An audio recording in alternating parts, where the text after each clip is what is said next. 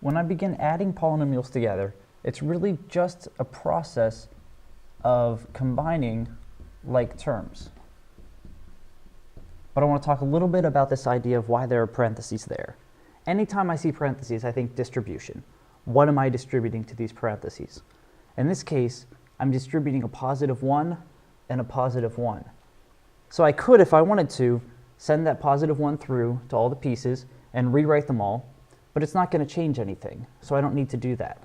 I just have to be aware of the fact that in this case, those parentheses are more of a cosmetic thing. They look nice.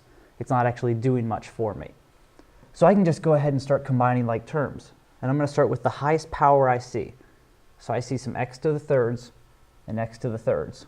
So when I combine 4x to the third and negative 3x to the third, I get 1x to the third. I don't change the exponents when I add and subtract polynomials. Then I take the next step down and I look for x squareds. I see negative 6x squareds there and positive 9x squareds. So when I combine those together, 6 that's negative and 9 that's positive, I get a plus 3x squared. Take a step down to the x's. I see negative 4x's, and my left-hand polynomial has no x's in it. So I just go ahead and put my negative 4x. And last but not least, I'm looking for any numbers, the constant terms. That has a constant term of 18 on the left. There's a constant term of positive 1 on the right.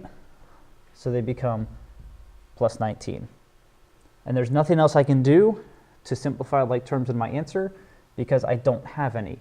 X to the third, x squared, x, and a constant are not like terms. So my final answer is x to the third plus 3x squared minus 4x plus 19.